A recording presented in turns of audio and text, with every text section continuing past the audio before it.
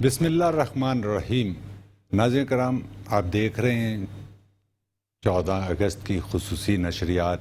آج آپ نے دیکھا ہوگا دن بھر بچے، بوڑھے، جوان، خواتین تمام اپنے آزادی کا جشن مناتے ہوئے آپ کو دکھائی دیے۔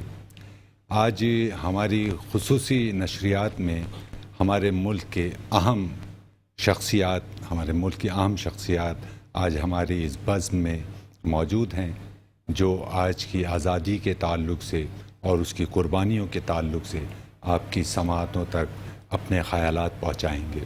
آج ہمارے ساتھ دنیا اردو کے ممتاز شاعر جناب ساجد رضوی صاحب، جو امریکہ سے تشریف لائے ہیں، وہ آج ہمارے ساتھ موجود ہیں۔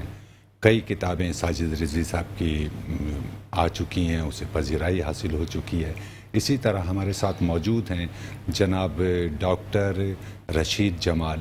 بہت سی کتب اب تک یہ تخلیق کر چکے ہیں جو منظر عام پر آ چکی ہیں، لوگ ان کی کتابوں سے استفادہ کر چکے ہیں۔ آج ان سے بھی معلوم کریں گے کہ وہ آزادی جو آج ہم جس طرح سے جشن منا رہے ہیں، جیسا کہ آپ نے بھی دیکھا، ہم نے بھی دیکھا، باجے اور ڈھولوں کی صورت میں، تو کیا وہ جو قائد تھے اور وہ جو لاکھوں قربانیاں تھیں، وہ اسی دن کے لیے دی گئی تھیں کہ ہم باجوں سے اسے سیلیبریٹ کریں، نہ کہ خدا کا شکر ادا کریں۔ میں مہمانوں سے آپ کو ملواتا ہوں، جناب ساجد رضوی، جناب ڈاکٹر رشید جمال صاحب، بہت بہت شکریہ آپ لوگوں کا کہ آپ آج کی ہماری بزم کی، ہماری تقریب کی میں آپ نے شرکت فرمائی۔ ساجد صاحب، اگر آپ اجازت دیجئے تو میں چاہوں گا کہ گفتگو کا آغاز آپ سے کروں۔ آپ نے بھی دیکھا ہوگا کہ جس طرح سے جشن منایا گیا، میں یہ سمجھتا ہوں کہ خدا نخواستہ کہیں اموات ہوتی ہے تو اس کا بھی ایک رکھ رکھاؤ ہوتا ہے، ایک تہذیب ہوتی ہے اور آپ کچھ آداب ہوتے ہیں اس کے۔ اسی طرح خوشی منانے کے بھی کچھ آداب ہوتے ہیں۔ ایسا نہیں ہے کہ آپ آزادی کا جشن ضرور منائیں، اور میں تو کہتا ہوں کہ جتنا آپ زیادہ بہتر سے بہتر طور سے اسے منا سکیں وہ کم ہے، لیکن کیا یہ بہتر لگتا ہے اس طرح سے ڈھول اور یہ باجے اور یہ نیا جو سلسلہ شروع ہوا کہ بچوں نے وہ باجے پلاسٹک کے پکڑے میں اور گاڑیوں میں، اور اس پہ کچھ روشنی ڈالیے؟ جی، اصل میں جیسے آپ نے فرمایا کہ ہر چیز جو ہے متقاضی ہے تہذیب کی۔ ٹھیک، آپ کچھ بھی کریں، وہ چاہے آپ اپنے گھر کا کام کریں یا پھر کسی قوم کے لیے کچھ کریں، تہذیب بڑی ضروری ہے اس کے لیے، تربیت بہت ضروری ہے۔ اب آپ جیسے آپ نے فرمایا کہ گلی کوچوں میں یہ بچے نکل آتے ہیں، اگرچہ وہ ان کے جذبات ہیں، انہیں حق پہنچتا ہے اپنے جذبات کے اظہار کا، لیکن تہذیب ضروری ہے اس کے لیے۔ بڑوں کو چاہیے، ہم جیسوں کو چاہیے کہ انہیں سکھائیں، انہیں بتائیں کہ ٹھیک ہے، آپ کا ملک آزاد ہوا، اس کے لیے جشن کس تہذیب کے ساتھ، کس ترتیب کے ساتھ منانا چاہیے۔ جس طرح سے منایا جاتا ہے، جیسے میں نے ابھی آتے ہوئے بھی دیکھا کہ لوگ جو ہیں وہ راستوں کو روکے ہوئے ہیں، بالکل ڈھول بجا رہے ہیں، جیسا آپ نے کہا وہ تماشا، بالکل وہ جشن نہیں ہے، وہ کوئی یعنی باقاعدہ کسی خوشی کا اظہار نہیں ہے، بلکہ وہ ایک سمجھ لیں کہ فرسٹریشن ہے کہ لوگ بہت اچھی بات ہے۔ جی، وہ لوگ اپنی فرسٹریشن کو نکال رہے ہیں کہ کسی طرح سے وہ کوئی خوشی کا موقع تلاش کریں، اگرچہ وہ ملتا نہیں ہے ان کو۔ اب آپ دیکھیں کہ راستے رک جاتے ہیں اس طرح سے، موسم بھی خراب ہے، لیکن جس طرح سے لوگوں کو تکالیف سے گزرنا پڑتا ہے وہ بڑی عجیب سی بات ہے۔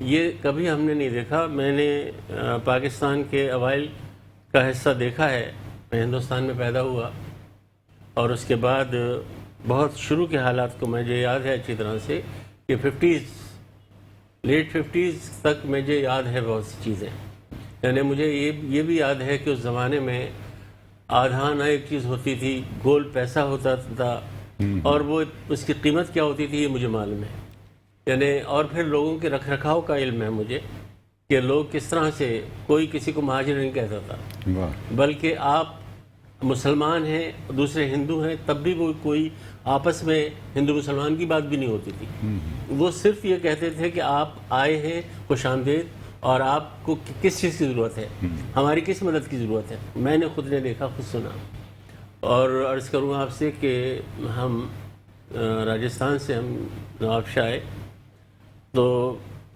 یقیناً وہ زمانہ مجھے یاد نہیں کہ لوگوں نے مکان خالی مل گئے تھے لوگوں کو، لوگوں نے قبضے کیے، پھر بعد میں الاٹمنٹ بھی ہوا، لیکن مجھے یہ یاد ہے کہ 50s کا زمانہ، 51 52 53 4 میں تو میں اچھا خاصا، یعنی 54 میں میں 6ٹھی کلاس میں تھا، تو یہ اچھی خاصی عمر ہوتی ہے اور جانتا تھا میں کہ کیا کچھ ہوتا ہے. میں نے کبھی یہ نہیں دیکھا، نہ تو اس وقت یعنی قومیت کی کوئی بات ہوتی تھی اور نہ کہیں تعصب تھا. اب جس طرح سے ماحول تبدیل ہوتا جا رہا ہے، اور آپ خود جانتے ہیں، بہتر جانتے ہیں، آپ تو میڈیا کے آدمی ہیں اور ہمارے دوست یہاں موجود ہیں جمال صاحب، یہ بھی جانتے ہیں، اب وہ معاملات بالکل مختلف ہیں. یہ بڑا ضروری ہے اس وقت، جتنی سینسیٹیو پوزیشن اس وقت ہے. میں امریکہ میں رہتا ہوں، مجھے معلوم ہے. دیکھیے کبھی بھی اگر وہاں پر بیک اپ ہوتا ہے، رش ہوتا ہے روڈ پر اور راستے آپ کو نہیں ملتے، تو کوئی بھی اتنا بد تہذیب نہیں ہوتا کہ وہ ہارن بجائے. اسے معلوم ہے کہ دوسری گاڑی سامنے کھڑی ہوئی ہے، وہ اڑا کے لے کے نہیں جا سکتا. وہ بھی اسے بد تہذیبی لگتی ہے کہ آپ ہارن بجائیں. بہت اچھا. اگر اسے 1 گھنٹے کا یعنی 1 گھنٹے تک انتظار کرنا ہے تو وہ اپنی ہی لائن میں موجود ہے، وہ کسی اور اس کو ٹریس پاس کر کے نہیں جائے گا. بہت اس کا اپنا ٹریک ایک ہے، اس پہ وہاں موجود ہوگا. بہت اچھا، بہت اچھا. تو اب قومیں ہمیشہ اسی لیے ترقی کرتی ہیں کہ وہ مہذب ہوتی ہیں، وہ جانتی ہیں کہ تہذیب کیا ہے، وہ یہ جانتی ہیں کہ زندگی کو کس طرح گزارنا چاہیے. بہت اچھی بات ہے. جو اگر ہم زندگی کو گزارنا نہیں جانتے تو ہم کبھی بھی قوم نہیں بن سکتے. بہت اچھی بات آپ نے کہی، اور بلکہ ڈاکٹر صاحب موجود ہیں تو میں یہ چاہوں گا کہ آپ کی بات کو مزید آگے بڑھائیں. اور ڈاکٹر صاحب، ساجد صاحب نے بڑی خوبصورت بات کہی. تو ہم یہ جو سیلیبریٹ کرتے ہیں، جشن مناتے ہیں، جشن آزادی مناتے ہیں، تو آپ کے اگر میں یہ خیالات جاننا چاہوں کہ جشن مناتے ہوئے قوم اچھی لگتی ہے، تو کیا آپ یہ سمجھتے ہیں کہ پاکستان میں ایک قوم رہتی ہے؟ ایک تو میں میٹرو ٹی وی کا شکریہ ادا کرتا ہوں کہ انہوں نے اس پروگرام میں مجھے مدعو کیا، اور میں پوری پاکستان قوم کو 75 سالگرہ پہ جو پاکستان کی اس پہ پوری قوم کو مبارکباد پیش کرتا ہوں. دیکھیے مسئلہ ہے کہ ہم اپنی تاریخ کو بھولتے چلے جا رہے ہیں. ہم جو قائد اعظم نے جو پاکستان ہمیں دیا تھا، وہ پاکستان آدھا ہم سے جا چکا ہے. اور ہماری بدقسمتی یہ ہے کہ اگر آپ پاکستان کی پہلی کلاس سے لے کے جو گریجویشن تک کی کلاسز ہوتی ہیں، اس کے اندر ایک سلیبس ہوتا ہے جو گورنمنٹ کا سلیبس ہوتا ہے. یونیورسٹی میں آپ جو ہے اپنا سلیبس چوز کرتے ہیں، اس پورے آپ کو سلیبس کے اندر 14 پہلی کلاس سے لے کے جو 14ویں کلاس تک ہے، اس میں کہیں بھی آپ کو سقوط ڈھاکہ کے بارے میں کچھ سبجیکٹ نہیں ملے گا آپ کو. تو ایک تو ہم اپنے تاریخ کے ساتھ خود جو ہے وہ بددیانتی کر رہے ہیں. جب کسی کو یہی نہیں معلوم ہوگا کہ پاکستان بنا کیسے تھا. دیکھیں آپ پاکستان کی تاریخ کا جب کسی کو نہیں معلوم ہوگا تو پھر جو نوجوان آپ کی جو نئی نسل ہے اس کو یہی نہیں معلوم کہ پاکستان کے لیے کس طرح لوگوں نے قربانیاں دی. اس کی ہسٹری ہے کیا؟ اچھا 14 اگست کی کو جب ہم ہجرت ہوئی تھی، جو یہاں لوگ شہید ہوئے تھے ٹرینوں میں جو ہوئے تھے، تو وہ تو تاریخ بہت مختصر سی ہے، 7-8 دن مہینے کی ہے. لیکن جو ہم نے آزادی کی جنگ لڑی تھی، انگریزوں کے خلاف جو جنگ لڑی تھی، جو ہم نے جسے ہم جنگ آزادی کہتے ہیں، اس کے اندر تو ہم نے ہندوستان کے بر ذخیر کے لوگوں نے کیا کچھ قربانیاں نہیں دی. وہ تاریخ کہاں ہے مجھے بتائیں، کس سبجیکٹ میں پڑھائی جاتی ہے؟ جب ہم اپنی تاریخ کو نگلیکٹ کر رہے ہیں، ہم اپنی تاریخ کو بھولتے چلے جا رہے ہیں، ہم اپنی تاریخ کو لوگوں کو بتا ہی نہیں رہے کہ ہماری آزادی کس طرح ملی تھی، ہم نے کیا قربانیاں دی تھی، کس طرح لوگ قربان ہوئے تھے، کس طرح انگریزوں نے مسلمانوں کو پھانسی کی پھندے پہ لٹکا دیا تھا، کس طرح لوگوں کو ٹارچر کیا جاتا تھا. تو وہ جب ہم نہیں مانو تو جب جو نئی نسل آ رہی ہے وہ تو سمجھتی ہے کہ پاکستان ایک شاید پلیٹ میں مل گیا تھا، اس کو وہ اسی طرح انجوائے کر رہی ہے. بالکل ایسے. دوسری بات یہ کہ ایک جو حکومت اور ریاست ہوتی ہے وہ ایک پلان بناتی ہے اپنی جشن آزادی کا کہ ہمیں کس طرح منانا. آپ یہ بتائیں پورے پاکستان کے اندر کس حکومت نے، کس ادارے نے، کہاں ضلعی حکومت نے یا صوبائی حکومت نے، وفاقی حکومت نے کوئی پلان دیا ہو کہ ہم نے جشن آزادی اس طرح منانی ہے، اس طرح سے منانا.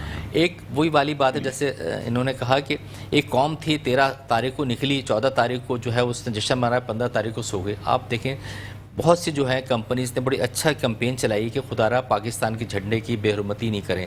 آپ آج شہر میں جائیں، پاکستان کا جھنڈے جو ہے روڈوں پہ پڑے ہیں، اس پہ ٹریفک بھی جو ہے رواں دواں لوگوں کو پیروں پہ جا رہے ہیں. تو ہمیں تو پاکستان کی تاریخ کا نہیں پتہ. دوسری بات یہ کہ آپ یہ جو ہم نے ایک نیا ٹرینڈ گزشتہ 4-5 سال ہم نے شروع کر دیا ہے کہ نوجوان نہیں، پاکستان کی بڑی سیاسی جماعتیں کیمپ لگا لیتی ہیں بڑے چوراہوں پہ، اور وہاں پہ وہی دھونگا مستی ہوتی ہے جو کہ ایک عام جاہل انسان کر رہا ہوتا ہے، جو ایک آدمی جو ان پڑھ انسان کر رہا ہوتا ہے. کل جو ہے وہ آپ نے دیکھا شہر کے اندر ہر چوراہے پہ، ہر چورنگی پہ جو ہے پاکستان کی سیاسی جماعتوں نے کیمپ لگائے ہوئے تھے. اس کیمپ پہ جو ہے آتش بازی بھی ہو رہی تھی، 2 گھنٹے 3 گھنٹے جو ہے وہ ٹریفک میں لوگ پھنسے رہے، وہی باجے، وہی ڈھول، وہی تماشے، کوئی وہاں کوئی ایک اسپیچ کرنے والا نہیں تھا شخص کہ بھائی پاکستان کی آزادی کے بارے میں وہ قوم کو بتا سکے۔ تو جب قوم کو شعور ہی نہیں ہوگا تو پھر اسی طرح قوم جو ہے بغیر اس کے جو ہے بے شعوری طور پہ تمام جو ہے کام کرتے چلے جائے گی۔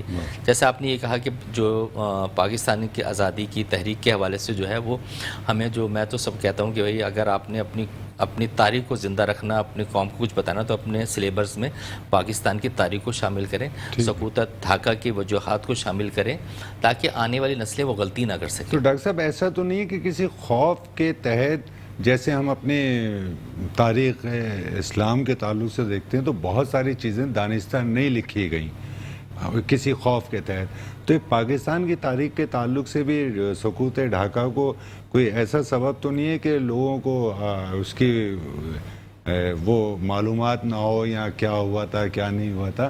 تو میرا یہ ذاتی خیال ہے کہ اگر آپ سے کچھ غلطیاں ہوئی ہیں، جب تک آپ اس کا تدارک نہیں کریں گے، آپ اسے محسوس نہیں کریں گے کہ یہ غلطی ہوئی ہے، تو آپ کبھی بھی بہتری اختیار نہیں کر سکتے۔ ویسے میں ایک بات کہتا چلوں، کاظم کی ایک تقریر تھی جس میں انہوں نے ایک بات کہی تھی کہ پاکستان کیسا ہونا چاہیے، جو انہوں نے ایک نظریہ پیش کیا تھا۔ آپ کو یاد ہے کہ وہ اسپیچ جنرل ضیاء الحق نے اپنے دور میں ہر جگہ سے مٹا دی۔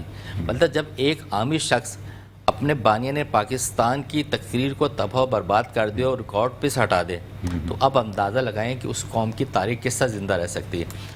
لیکن یہ تو گفتگو بالکل مختلف سمت چلی جائے گی، ورنہ پھر ہمارے سامنے چہرہ جو ہے مادر ملت کا بھی آتا ہے کہ ان کے ساتھ کیا ہوا۔ مادر ملت کو غدار وطن کہہ دیا گیا نا، تو یہ تو اسی لیے آپ نے جیسا کہ کہا کہ وہ تاریخ جو ہے، جب تک ہم تاریخ نہیں پڑھیں گے، اب تاریخ اور پڑھانے کی ذمہ داری حکومت ریاست کو ہوتی ہے کہ اپنے سلیبس میں شامل کریں۔ آپ والی بات صحیح ہے واجد صاحب کہ جہاں غلطیاں ہوں اس غلطیوں کو اس سے سبق سیکھتے ہوئے ہمیں سیدھے راستے پہ چلنا چاہیے اور اپنی غلطیوں کو اصلاح کرنی چاہیے۔ مانے ہی نہ کہ غلطی ہوئی ہے تو آپ تو مزید غلطیاں کرتے ہی رہیں گے۔ جس طرح سے میں نے ساجد بھائی موجود تھے اور آپ احباب کی خدمت میں ایک سوال رکھا تھا اور وہ اپنے علم میں اضافے کے لیے رکھا تھا کہ ایک قوم، ہم اکثر جیسا آپ نے بھی گفتگو کا آغاز کیا، آپ نے کہا پاکستان کی قوم، تو یہ میرا ذاتی خیال ہے، ممکن ہے کہ ایسا نہ ہو، مجھے تو یہ قوم نہیں لگتی ہے۔ مجھے تو ایسا لگتا ہے کہ چھوٹے چھوٹے گروپوں میں بٹے ہوئے لوگ ہیں، آج بھی پنجابی، مہاجر، پٹھان، سندھی، بلوچی، سرائکی، یہی معاملات چل رہے ہیں۔ یعنی کوئی پختون جو ہے وہ پنجابی کے یہاں رشتہ نہیں لے جا سکتا اور کوئی مہاجر جو ہے وہ سرائکی کے یہاں رشتہ نہیں لے جا سکتا، تو یہ تو مطلب ایک وہ بنے ہوئے ہیں، جیسے آپ کیا کہنا چاہیے ساجد بھائی؟ جی بالکل صحیح فرمایا آپ نے، بلکہ ہم معاف کیجئے گا میں مخل ہو رہا ہوں، مطلب ہم اپنے آپ کو دھوکہ دے رہے ہیں کہ ہم ایک قوم ہیں، ایسا بالکل بھی نہیں، ہم تو ایک دوسرے کو دیکھنے پر تیار نہیں ہو رہے۔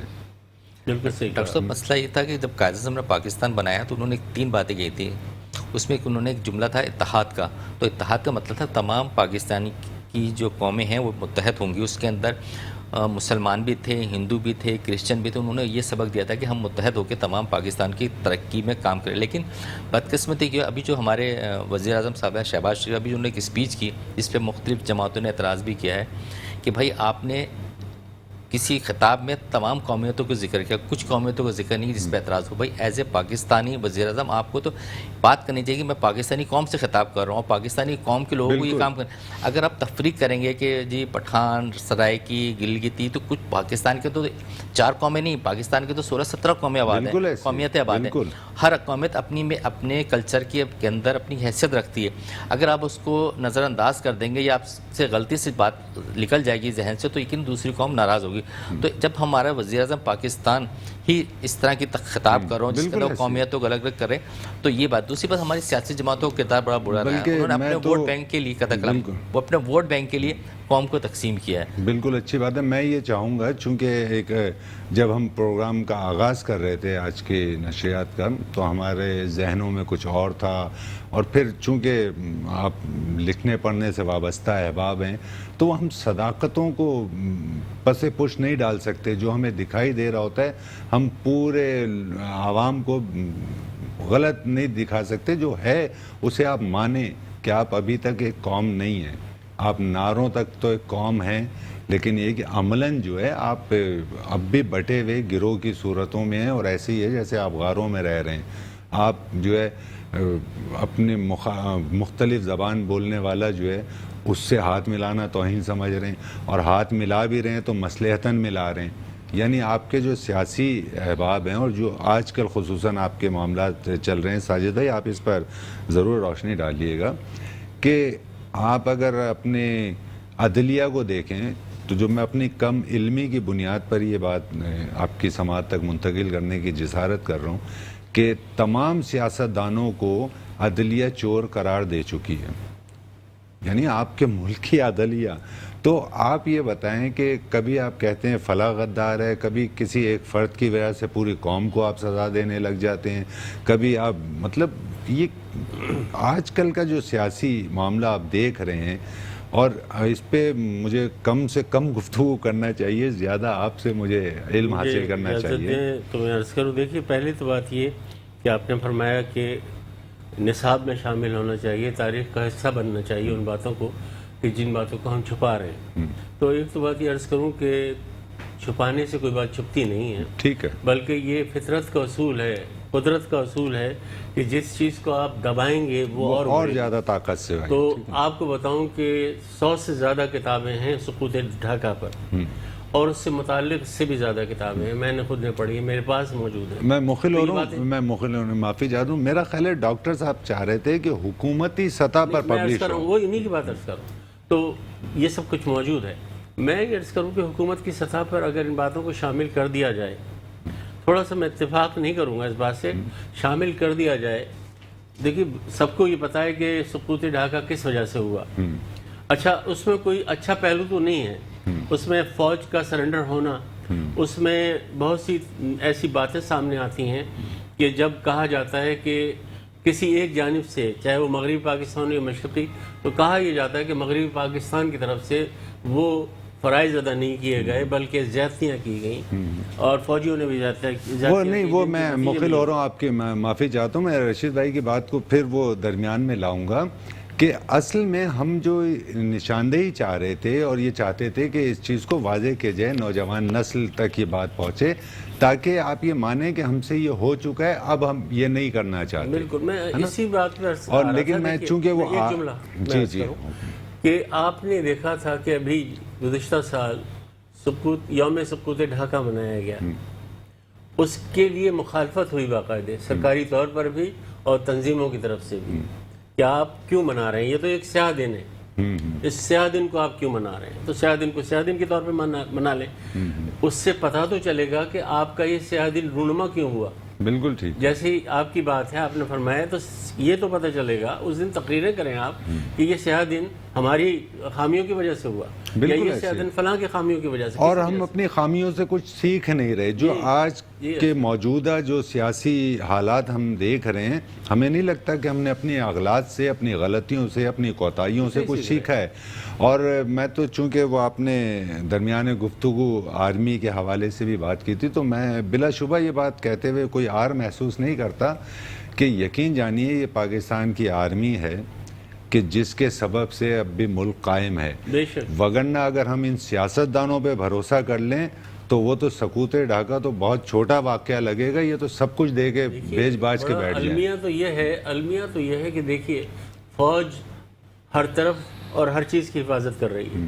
آپ یہ دیکھیے کہ سیلاب اگر ہو تو سیاستدان بے بس ہیں. بالکل ایسا ہی ہے. بجلی چلی جائے تو بالکل سیاستدان بے بس ہیں. بالکل. یہاں تک کہ آٹا نہ ملے تو سیاستدان بے بس ہیں. تو آپ سیاستدان کا ہم کیا کریں گے؟ میں نے تو ان بارشوں میں، ان برسات میں آپ یقین جانیں کہ آرمی والوں کو گٹر لائنیں کھولتے ہوئے دیکھا ہے. مطلب یہ آرمی کا کام ہے. یہ صرف لڑ رہے ہیں اپنے محلات بنانے کے لیے، اپنے بڑے بڑے گھر بنانے کے لیے، اپنی نیشنلٹیاں وہ سنبھالنے کے لیے. تو ان سیاستدانوں پر میں کسی ایک سیاسی اس کی بات نہیں کر رہا، جتنے بھی، چونکہ ہماری عدلیہ یہ کہہ چکی ہے، نواز شریف کو عدلیہ کہہ چکی ہے غدار ہے، چور ہے. یہ زرداری کے لیے وہ کہہ چکے ہیں، تمام سیاسی لیڈروں کے لیے کہہ چکے ہیں. ناظرین کرام، جو بات مجھے آغاز میں کہنا چاہیے تھی وہ چونکہ اتنی بڑی ہستیاں موجود ہیں اور وہ ذہن میں نہیں رہا، میں اس کی معافی چاہتا ہوں. آپ تمام کو، ہم تمام کی جانب سے جشن آزادی مبارک ہو. اس وقت ہم ایک وقفے پر جا رہے ہیں، وقفے سے دوبارہ حاضر ہو کر گفتگو کا سلسلہ یہیں سے دراز کرتے ہیں. ناظرین کرام، ہم وقفے سے ایک بار آپ کی خدمت میں دوبارہ حاضر ہو چکے ہیں. آپ دیکھ رہے ہیں خصوصی نشریات جشن آزادی کی. ہمارے ساتھ اسٹوڈیو میں موجود ہیں دنیا اردو کی ممتاز شخصیت جناب ساجد رضوی اور ڈاکٹر رشید جمال.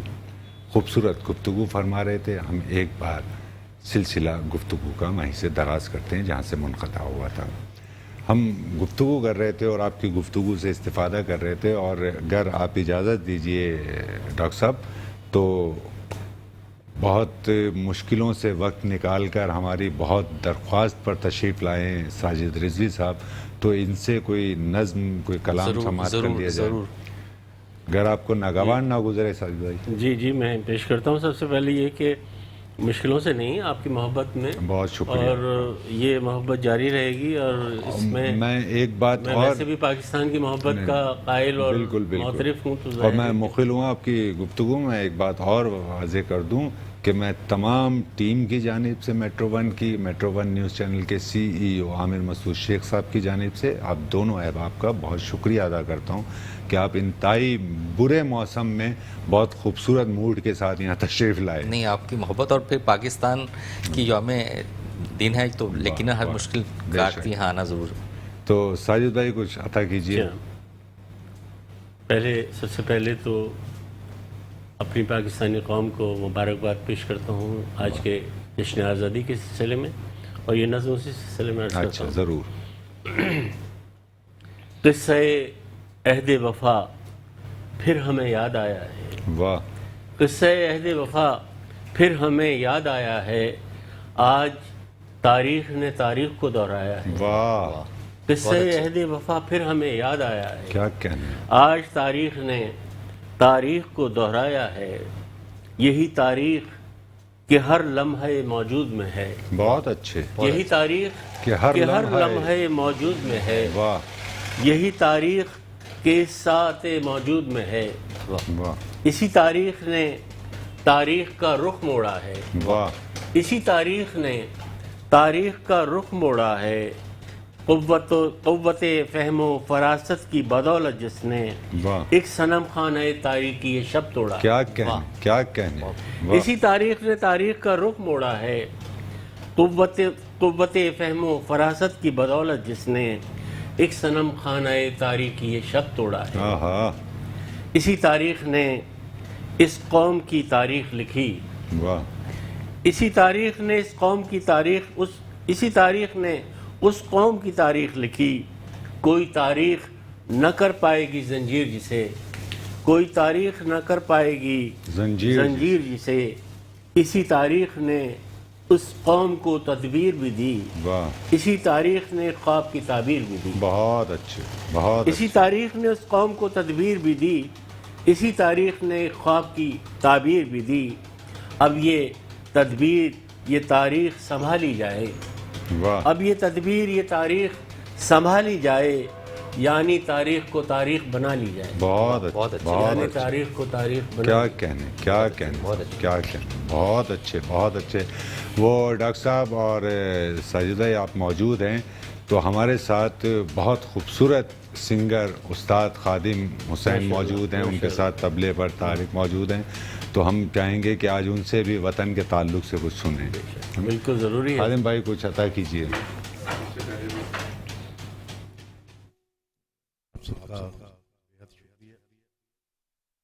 اور آپ کی اجازت سے صاحب کا گایا ہوا ہے فیم ملی نہ ملی.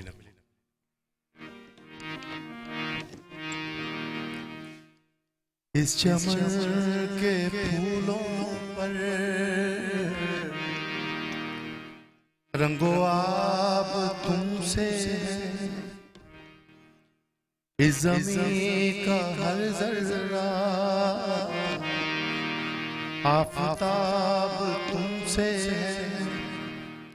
یہ فضا تمہاری ہے، بہروبر تمہارے ہیں کہکشاں کے یہ اجالے رہگزر تمہاری یہ وطن تمہارا ہے تم ہو پاس سے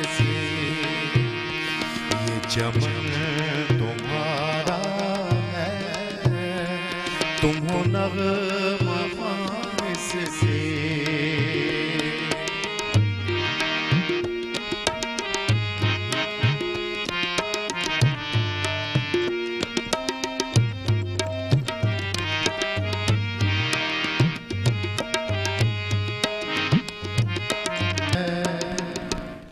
تم ہو نغمہ خاص سے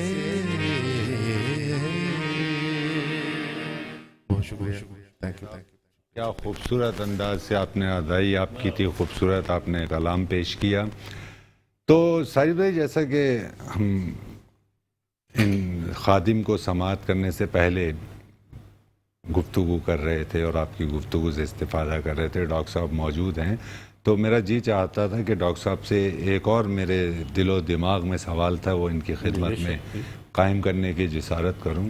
ہم نے دیکھا جہاں سکوت ڈھاکہ ہوا اور یہ بہت ایسا کہ جس کی کوئی تلافی نہیں ہے, پھر اس کے بعد پھر الحمدللہ ہم اس بڑے واقعے کے بعد ایٹمی طاقت بھی بنے, ہماری ترقی کا سفر رکا نہیں. صحیح ہے نا جس طرح سے. تو مزید بہتری کے لیے ہم یا جسے ہم ایک قوم کہہ رہے ہیں وہ کیا کر سکتی ہے؟ واجد بھائی دیکھیں, پاکستان جب بنا تو اس کے اندر مختلف تجربے ہوتے رہے, کیونکہ جب آپ یہاں پہ صدارتی نظام بھی آیا, پھر یہاں ماشاء اللہ بھی آئے اور پھر جمہوری نظام بھی آئے. تو اگر آپ غیر جانبدار ہو کے, مطلب ہم فوج ہماری اپنی ہے اور یقیناً اب ہم بالکل اس سے خطائیں بھی ہوتی ہیں, غلطیاں بھی ہوتی ہیں اور صحیح بھی چیز ہوتی ہیں.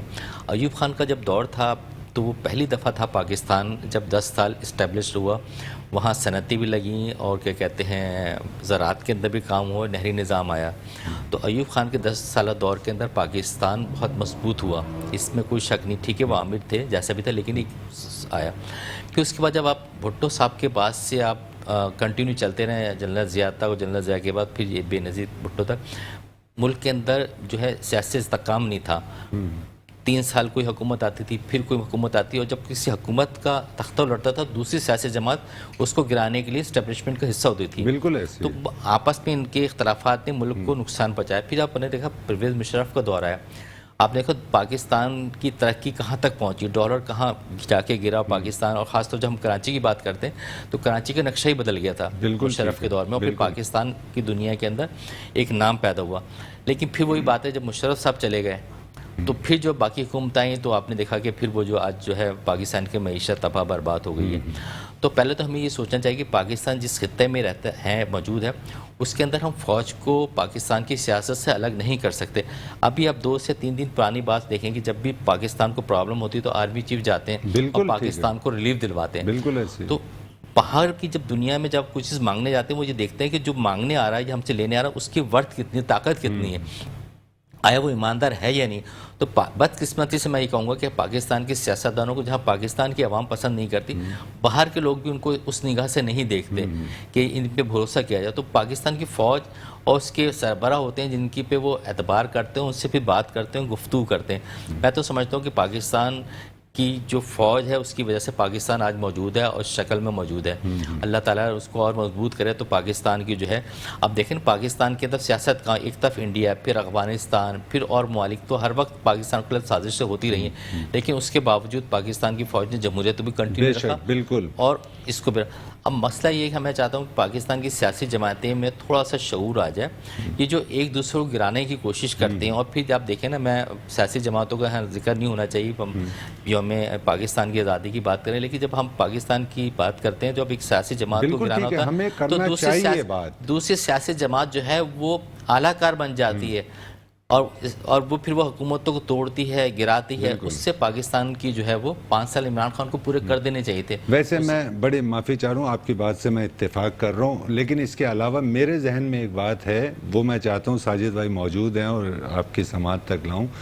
وہ کردار جو خود کو سیاست دان کہتے ہیں، میں پاکستان کے تعلق سے بات کر رہا ہوں، تو میرے خیال ہے کہ ان میں حب الوطنی، وطن سے محبت، وطن کے لیے خدمات انجام دینا، وطن کو سنوارنا، اس جذبے کے تحت وہ آتے ہیں۔ تو پاکستان آرمی کو یہ چاہیے کہ تمام سیاستدان جو صاحب اولاد ہیں ان کی اولاد کو آرمی میں بھرتی کریں اور محاذ پر ان کو بھیجیں۔ ان کی اپنی اولادیں تو کہیں فوج میں جانے سے بھی ڈرتی ہیں، اور یہ دن بھر کہتے ہیں فوج نے یہ کر دیا، فوج نے وہ کر دیا۔ تو بھائی آپ اپنی اولاد کو لائیں نا، وہ اچھا کریں فوج میں آ کر، انہیں آپ بھرتی نہیں کراتے فوج میں۔ تو اگر یہ قانون بن جائے کہ ہر سیاستدان کا ایک بیٹا جو ہے وہ فوج میں ہونا چاہیے، تو آپ یہ دیکھیں سارے نظام ٹھیک ہو جائیں گے اور کوئی آرمی کی توہین نہیں کر رہا ہوگا۔ اور میں آپ کو ایمانداری سے ایک بات بتاؤں، ہم نے جب سے آنکھ کھولی ہم نے یہ دیکھا ہے کہ ایک شاعر کی حیثیت سے مجھے یہ بات نہیں کہنا چاہیے، لیکن ہمارے ملک کو آرمی ہی جو ہے وہ سوٹ کرتی ہے یہاں کے عوام کو۔ آپ یہ دیکھیں جب آرمی اپنے ہاتھ میں سارے معاملات لیتی ہے تو پھر نہ تو یہ ڈکیتیاں ہو رہی ہوتی ہیں، نہ چوریاں ہو رہی ہوتی ہیں، نہ غریب کی کہیں تذلیل ہو رہی ہوتی ہے۔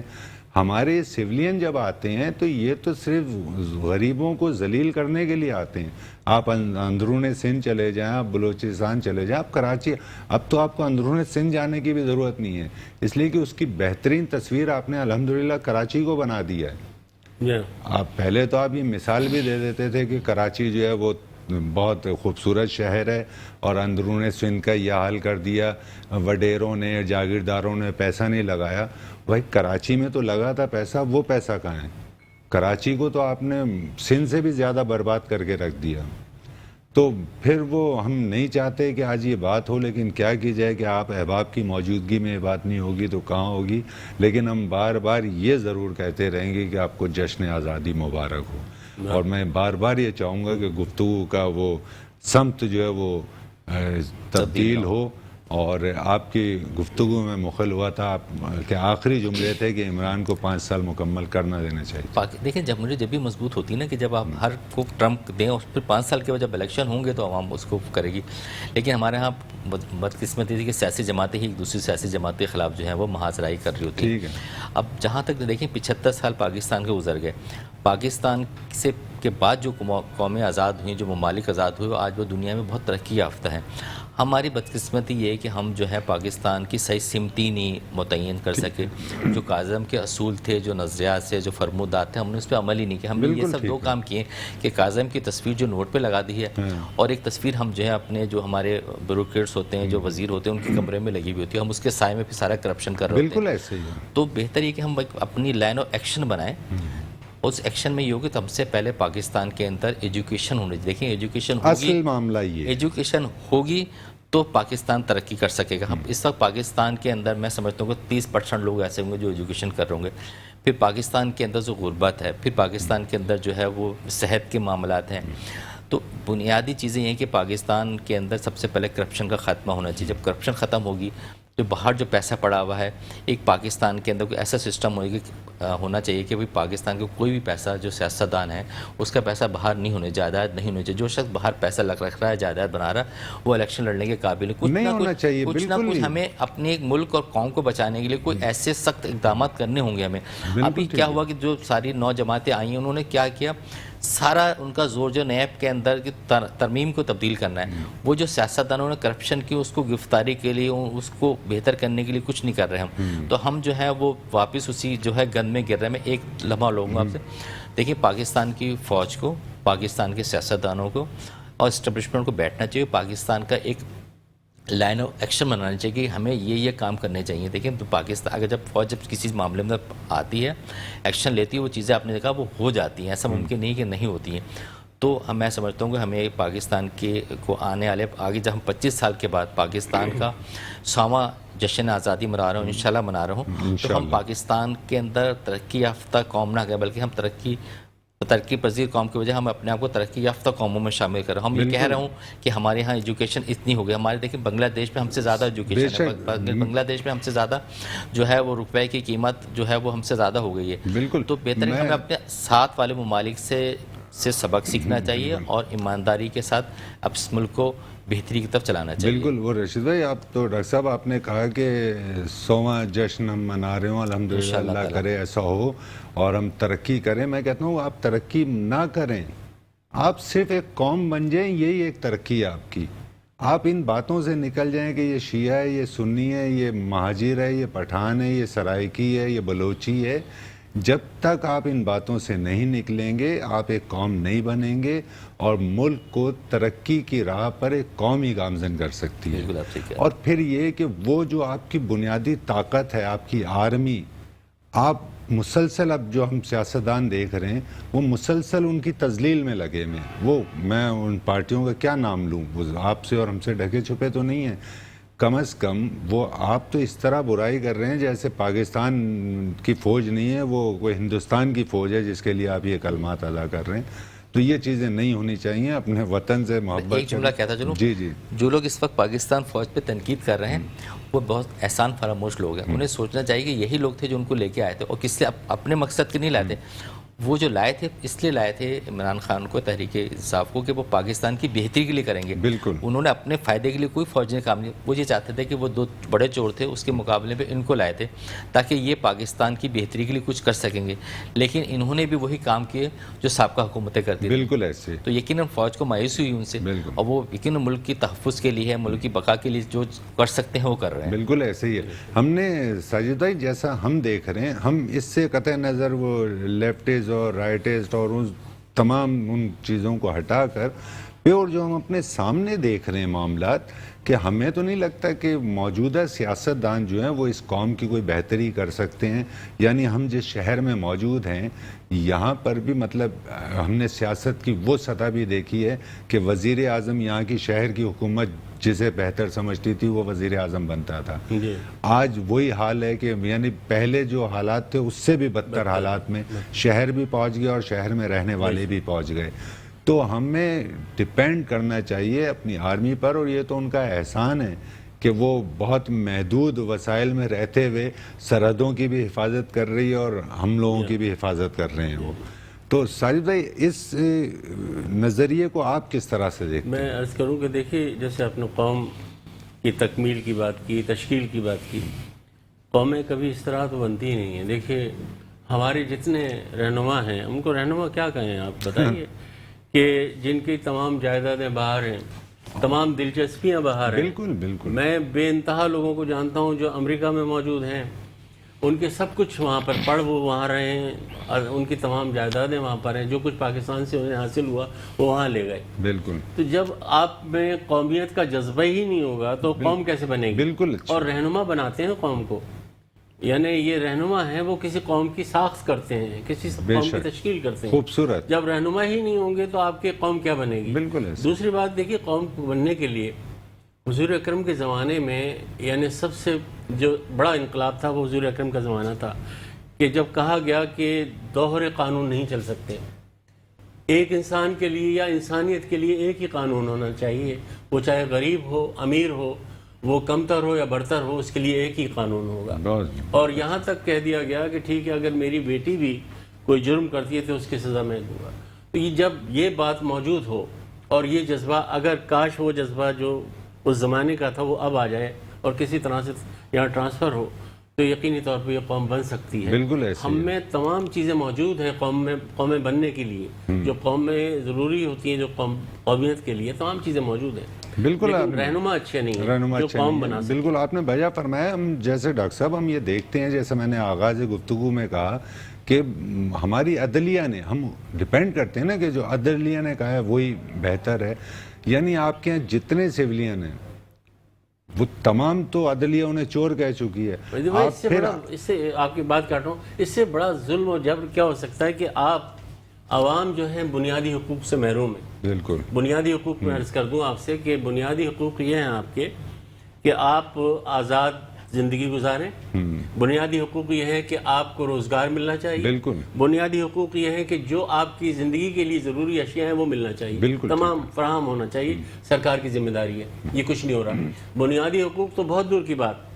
میں عرض یہ کر رہا تھا آپ سے کہ آپ یہ دیکھیں کہ وہ لوگ جو آپ کو بنیادی حقوق دے سکتے ہیں ان کی تمام دلچسپیاں باہر ہیں، وہ باہر ہیں، ان کی اولادیں باہر ہیں، ان کے بینک بیلنس باہر ہیں، اولادیں باہر ہیں، اور بالکل وہ ایسے ہیں۔ اور جب انہیں موقع ملتا ہے تو یہاں سے یعنی یہاں اگر ان کی گرفت میں لانے کے لیے کوئی کام کیا جاتا باہر بھاگ جاتے ہیں دیکھیں وہ اور آ نہیں سکتے۔ بالکل آپ وجہ فرما رہے ہیں، یہ دکھ کی بات ہے کہ ہمارے اثاثے بیچے جا رہے ہیں، مطلب کوئی پوچھنے والا نہیں ہے۔ آپ کے ملک پہ برا وقت آ گیا، اچھا برا وقت میری اور آپ کی وجہ سے آیا ہے، وہ قرضے جو آپ نے لیے ہیں وہ ہم نے کھائے ہیں، قرضے آپ لوگوں نے کھائے ہیں، محلات آپ لوگوں نے بنائے ہیں، اور اثاثے ہمارے بیچنے میں لگے ہوئے ہیں۔ کبھی آپ بینک کسی کے سپورٹ کر رہے ہیں، کبھی آپ اسٹیل مل بیچنے کے چکروں میں، کبھی آپ پی آئی اے بیچنے کے چکروں میں۔